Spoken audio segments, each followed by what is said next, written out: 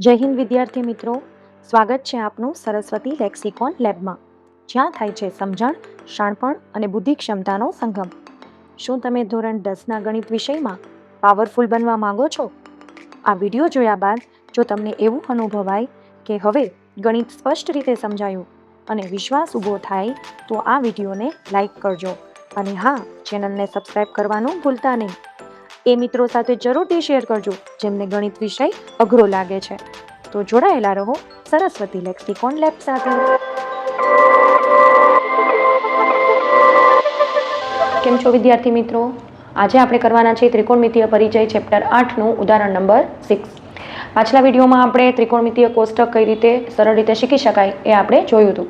અને અહીંયા મેં સાઈડમાં તમારા માટે રેફરન્સ માટે, બિકોઝ આપણે એક્ઝામ્પલ 6 કરીએ છીએ તો એમાં પણ તમને આનો રેફરન્સ જોશે, તો મેં એક નાનું એવું સરસ મજાનું કોષ્ટક ડ્રો કરીને રાખેલું છે.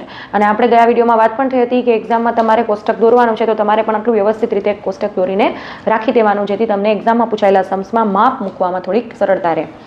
હવે આપણે અત્યારે શરૂ કરવાના છે એક્ઝામ્પલ નંબર 6, અને હવે જે સમ્સ આપણે કરીશું એમાં આપણે આ કોષ્ટકનો ઉપયોગ ચોક્કસથી કરીશું. બરાબર, તો આપણે શરૂ કરીએ એક્ઝામ્પલ નંબર 6. પહેલા રકમ વાંચી લઈએ. ત્રિકોણ ABCમાં B કાટખૂણો છે. AB બરાબર 5 અને ACB 30° છે, તો બાજુ BC અને AC ની લંબાઈ શોધો. તો આપણે જેમ નક્કી કર્યું છે એમ સૌપ્રથમ શું દોરવાનું? આકૃતિ દોરીને તમારે એમાં જે કાંઈ માપ આપેલા છે એ માપ લખી નાખવાના. જેમ કે અહીંયા મને C, જો અહીંયા વચ્ચે જે લેટર છે એને જોવાનો. C ને તમારે 30 કહેવાનો છે, તો C ખૂણાની આગળ મેં 30 લખી નાખેલું છે. અને B ખૂણો કાટખૂણો કહેવાનો છે, તો આ ખૂણો B કાટખૂણો પણ આપણે બનાવી દીધો છે. Right or wrong? યસ. હવે આપણે શરૂ કરીએ આકૃતિને થોડાક 1-2 શબ્દમાં એને વ્યવસ્થિત લખી નાખીએ. ત્રિકોણ ABC માં ખૂણો B બરાબર 90°, ખૂણો C બરાબર 30° અને AB બરાબર 5. હવે યાદ રાખજો, અહીંયા આપણે પાયથાગોરસ મૂકવાનું નથી. પાયથાગોરસને યુઝ કર્યા વિના આપણે આ સમ કરવાનો છે. તો હવે કઈ રીતે થાય? હવે તમે એક વસ્તુ ઇમેજિન કરો કે જો આ 30નો ખૂણો છે અને મને સામેની બાજુ એટલે કે ઓપોઝિટ સાઈડ આપેલી છે, તો આ બાજુને એડજસન્ટ સાઈડ એટલે પાસેની બાજુ કહી શકું કે ન કહી શકું? યસ ઓર નો? જો આ સામેની બાજુ હોય તો આ પાસેની બાજુ બને કે ન બને?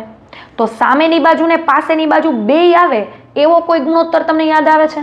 તો કે હા, 10. 10 ઇક્વલ્સ ટુ સામેની બાજુ છેદમાં પાસેની બાજુ.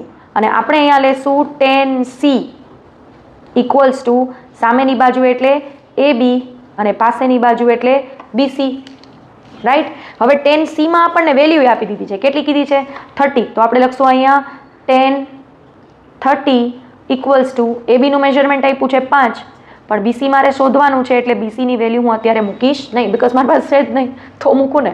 તો BC મેં રાખી દીધું છે એમને. ઓકે, હવે 10 30, તો આ 10 30 ને અહીંયા આપણે ગોતીએ તો આ 10 અને 30 1/√3 મળે કે ના મળે? તો બસ અહીંયા મારે મૂકી દેવાનું છે 1/√3 ઇક્વલ્સ ટુ 5/BC. હવે જો આવું કંઈક મળે ને વચ્ચે બરાબર, એટલે આપણી છે ને ઉત્સાહમાં આવી જવા જોઈએ, કારણ કે આના પછીનું સાદું રૂપ તો સાવ સરળ છે, સાવ ઇઝી. શું કરવાનું ખબર છે? ખાલી BC અહીંયા મલ્ટીપ્લાયમાં જવા દો, આને અહીંયા ચોકડી ગુણાકાર, ચોકડી મારી દેવાની, બીજું કંઈ કરવાનું નથી.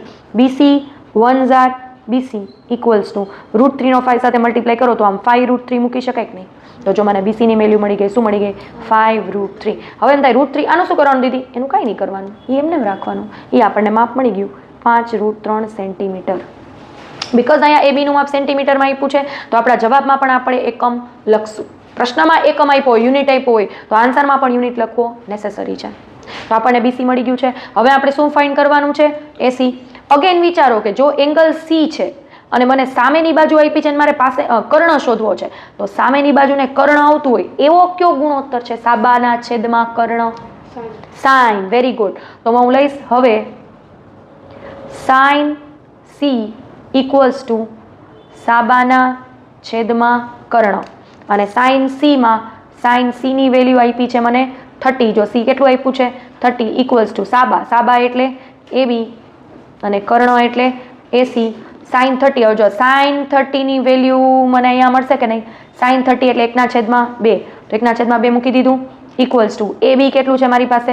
5 અને એસી તો કે તો શોધવાનું છે. અગેન જો આવું કંઈક આવ્યું કે નહીં ચોકડી ગુણાકાર જેવું તો અહીં ચોકડી ગુણાકાર કરો. એસી 1 * એસી ઇક્વલ્સ ટુ 5 દુ 10. તો એસી મને મળી ગયું 10 સેમી. આમ બીસી બરાબર 5√3 સેમી અને એસી બરાબર 10 સેમી. અહીંયા મારું એક્ઝામ્પલ નંબર 6 થાય છે પૂરું. જો તમે આ વિડીયો ફર્સ્ટ ટાઈમ જોઈ રહ્યા છો તો પ્લીઝ ચેનલને સબસ્ક્રાઈબ કરવાનું ભૂલતા નહીં. પ્રેક્ટિસ કરતા રહેજો અને શીખતા રહેજો.